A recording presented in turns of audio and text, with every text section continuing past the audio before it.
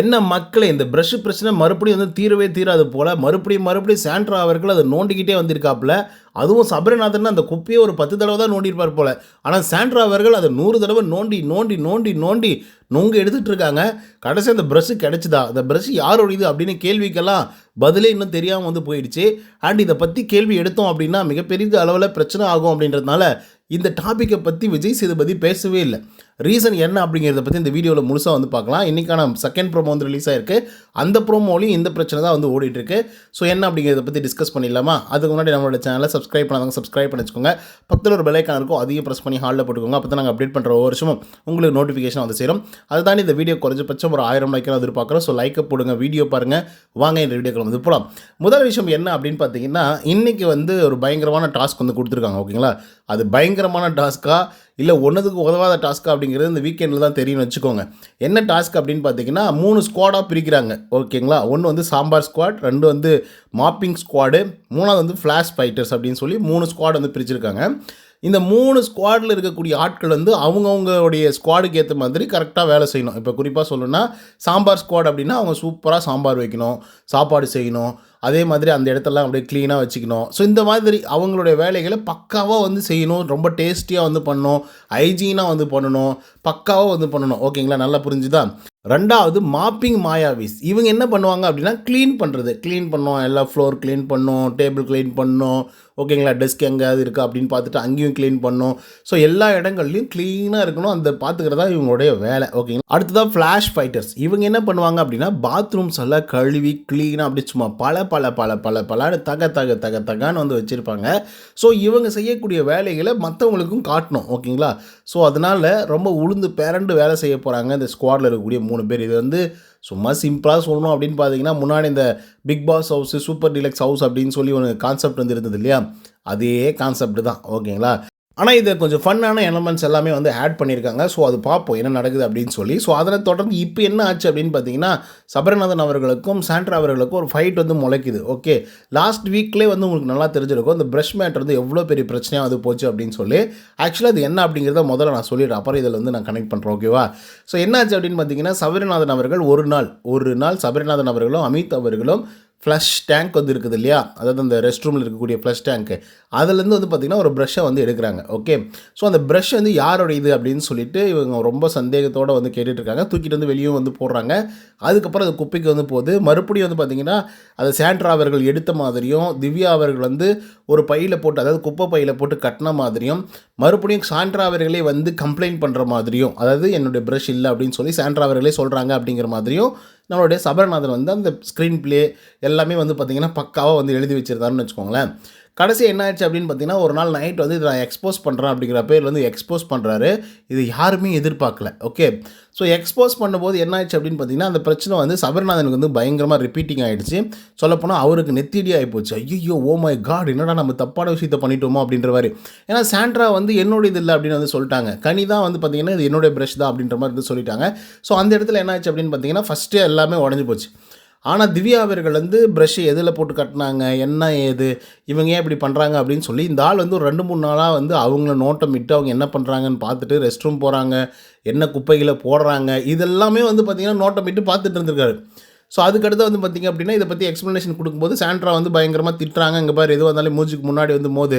Okay, நீ வந்து இந்த இடத்துல ஒரு பிராண்டிங் எனக்கு வந்து பண்ணி விட்டுட்டு அப்படின்னா நான் வெளியே போயெல்லாம் வேலை செய்யணும், எனக்கு எப்படி வேலை கொடுப்பாங்க, இந்த மாதிரிலாம் வந்து நீ பண்ணிட்டு இருந்தேனா அப்படின்னு சொல்லிட்டு பிடிச்சி வெளுன்னு வெளுக்கிறாங்க. சபரிநாதெல்லாம் ஒரு மாதிரி ரொம்ப கஷ்டப்பட்டு ஃபீல் பண்ணி எல்லாம் ஒரு மாதிரி ஆயிட்டாப்பில். ஓகேங்களா? கேரக்டர் அசாசினேஷன் வந்து பண்ணிகிட்ருக்க, ப்ரேம் பண்ணிகிட்ருக்க அப்படிங்கிற மாதிரி சில வார்த்தைகள்லாம் வந்து பயன்படுத்தினாங்க. ஓகே, ஆனால் சாண்ட்ரா மேலே அங்கெல்லாம் மரியாதை இருந்துச்சு. ஓகே, எப்போ சாண்ட்ராவுடைய மரியாதை போச்சு அப்படின்னு பார்த்தீங்கன்னா, எப்போ மக்கள் வந்து சாண்ட்ரா அவர்களை மதிக்காமல் போனாங்க அப்படின்னா, இந்த சாட்டர்டே எபிசோடுன்னு ஒன்று வரும்ல, அந்த எபிசோடில் வந்து பார்வதிக்கு நடந்த சில விஷயங்களை பற்றி போட்டிருப்பாங்க. ஓகேங்களா?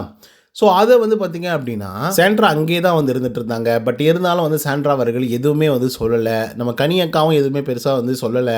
ஸோ அதனால் கனியை பிடிச்சி பயங்கரமாக ரோஸ்ட் பண்ணுறாங்க. சாண்ட்ரா அவர்களை வந்து பார்த்திங்கன்னா விட்டுட்டாங்க. ரீசன் என்ன அப்படின்னு பார்த்திங்கன்னா, சாண்ட்ராவோடைய பயம் பாருங்கள் அந்த முகத்தில் அப்படியே தெரியுது அப்படின்னு சொல்லி விஜய் சேதுபதி சொல்லியிருப்பாப்புல. இதை வந்து மக்களால் ஏற்றுக்கொள்ளவே முடியவில்லை. நம்மளும் என்னென்னமோ நினச்சோம், ஓகே இவர் கலாய்க்கிறதுக்காக தான் சொல்கிறாரு அப்படின்ற மாதிரிலாம். ரியலாகவே அப்படி தாங்க அவர் சொல்லியிருக்காரு.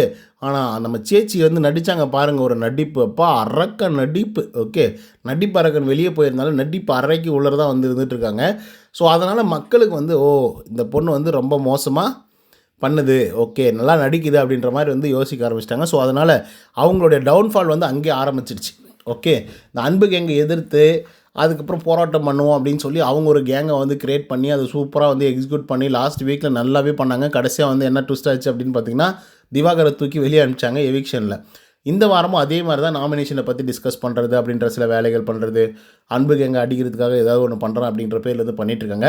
பட் எண்ட் ஆஃப் தி டே இது வந்து மிகப்பெரிய குற்றம் தான். ஓகே, அது லாஸ்ட் வீக்கில் வந்து கேட்கல அப்படின்னா டைமிங் மேபி இருந்திருக்காது. ஏன்னா நிறைய விஷயங்கள் வந்து டிஸ்கஸ் பண்ணியிருந்தாங்க. டிஸ்கஸ் பண்ண வேண்டிய விஷயங்கள் வந்து இருந்தது. இப்போ ஒரு 10 இன்சிடென்ட் மட்டும் நடந்திருக்கு அப்படின்னா, சாட்டர்டே ஒரு எபிசோடில் ஒரு 5 இன்சிடென்ட்டும், சண்டே ஒரு எபிசோடில் ஒரு 5 இன்சிடென்ட்டும் அதை பற்றி பேசி கிளியர் பண்ணிடலாம். பண்ணுறதெல்லாம் இன்சிடெண்ட்டாகவே இருந்தால் என்ன பண்ண முடியும்? ஸோ அதனால் எவ்வளோ கவர் பண்ண முடியுமோ அவ்வளோ தான் கவர் பண்ண முடியும். ஸோ இந்த வாரம் கண்டிப்பாக அந்த குரூப் விஷயத்துக்கான செருப்படி பதில்கள் வந்து இருக்குது. ஸோ இன்றைக்கி என்ன நடந்துச்சு அப்படின்னு பார்த்தீங்கன்னா, அந்த சாம்பார் ஸ்குவாடு, மேப்பிங் மாயர்ஸ், மாயாவிஸ், அப்புறம் ஃப்ளாஷ் ஃபைட்டர்ஸ் அப்படின்னு சொல்லி 3 ஸ்குவாட் இருக்கு இல்லையா? ஸோ அவங்களுக்கு இன்றைக்கி எண்ட் ஆஃப் தி டே வந்து ஸ்கோர்ஸ் கொடுக்க சொல்லியிருக்காங்க. ஓகேங்களா? அந்த ஸ்கோர்ஸ் வந்து யார் அதிகமான ஸ்கோர்ஸ் எந்த டீம் வந்து எடுக்குதோ அதுக்கேற்ற மாதிரி அவங்களுக்கு வந்து நாமினேஷன் ப்ரீ பாஸ் வந்து கிடைக்கும். அதில் யாராவது ஒரு ஆளுக்கோ இல்லை 2 ஆளுக்கோ வந்து கிடைக்கும்னு வச்சுக்கோங்களேன். ஸோ இப்போ அந்த மாதிரி வந்து ஸ்கோர்ஸ் கொடுக்குற நேரத்தில் வந்து சாம்பார் ஸ்குவாடுக்கு வந்து ஒரே ஒரு ஸ்டார் மட்டும் தான் ஃபஸ்ட் ரவுண்ட் வந்து கொடுக்குறாங்க. ஏன்னா அவங்க வந்து ஹைஜீன் வந்து சரியாக ஃபாலோ பண்ணல, சரியாக வந்து சமைக்கல அப்படின்னு சொல்லிட்டு ஒரு பாயிண்ட் தான் வந்து கொடுக்குறாங்க. அடுத்ததாக மாப்பிங் மாயாவிஸ்க்கு வந்து பார்த்திங்கன்னா 2 பாயிண்ட் வந்து கொடுக்குறாங்க. ஏன்னா நல்லா மாப் போட்டு நல்லா வாஷ் பண்ணி நல்லா க்ளீனிங்காக வச்சுருக்காங்க அப்படின்னு சொல்லி. மூணாவதாக ஃப்ளாஷ் ஃபைட்டர்ஸ் இருக்காங்க இல்லையா, இவங்களுக்கு வந்து ஃபஸ்ட்டு 2, அதுக்கப்புறம் 2, அப்புறம் 1 என்னமோ கொடுக்குறாங்க. ஓகேங்களா? ஸோ டோட்டலாக ஒரு 5 பாயிண்ட் கிட்ட வந்திருக்கு.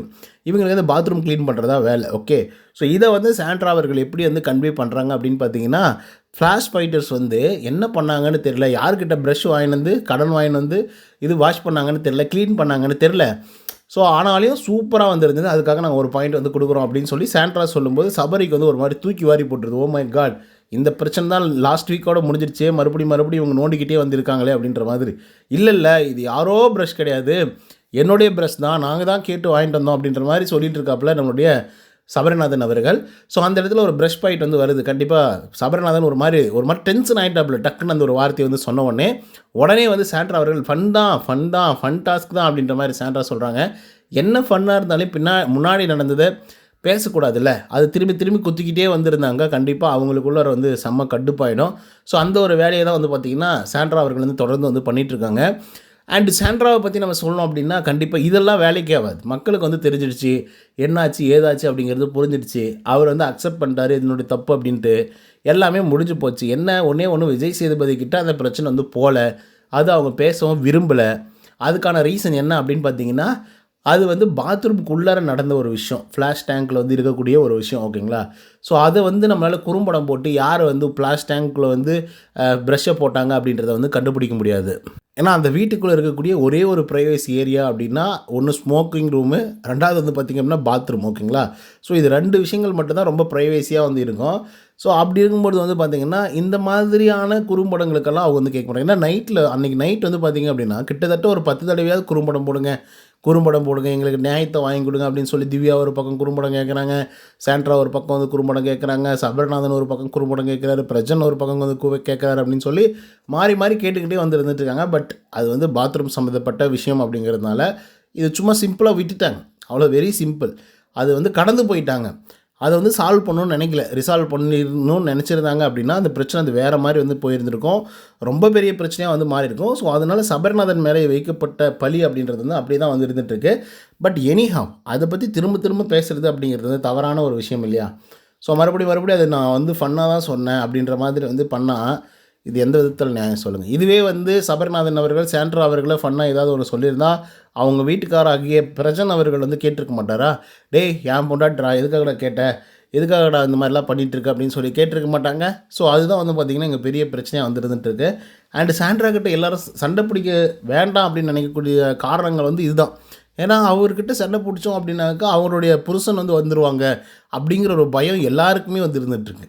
ஓகே. ஸோ 2 பேரும் ஹேண்டில் பண்ணுறது ரொம்ப கஷ்டமாயிடும். அதுலேயும் அந்த பேப்பர் ரவுடி பிரஜன் இருக்கான்ல, அவன ஹேண்டில் பண்ணுறது ரொம்ப கஷ்டம் அப்படின்ற ஃபீலிங் வந்து எல்லாருக்குமே வந்து இருக்கு. ஸோ அதனால தான் எல்லாருமே ஒதுங்கி போகிறாங்க. ஸோ இப்போ நீங்கள் சொல்லுங்கள், ஆல்ரெடி நடந்து முடிஞ்ச ஒரு விஷயத்த ஃபன் பண்ணுறான் அப்படிங்கிற பேரில் மறுபடியும் எடுத்துகிட்டு வந்து கிரஷ்ன்னு வந்து பேசினாக்கா நல்லா இருக்குமா அப்படிங்கிறத கமெண்ட்ஸ் வந்து பதிவு பண்ணுங்கள். இந்த வீடியோ உங்களுக்கு வந்து பிடிச்சிருந்தா லைக் அண்ட் சப்ஸ்கிரைப் பண்ண மறந்துடாதீங்க. இன்னொரு தகவல் செய்திங்கன்னா until then bye from Uday. நன்றி, வணக்கம்.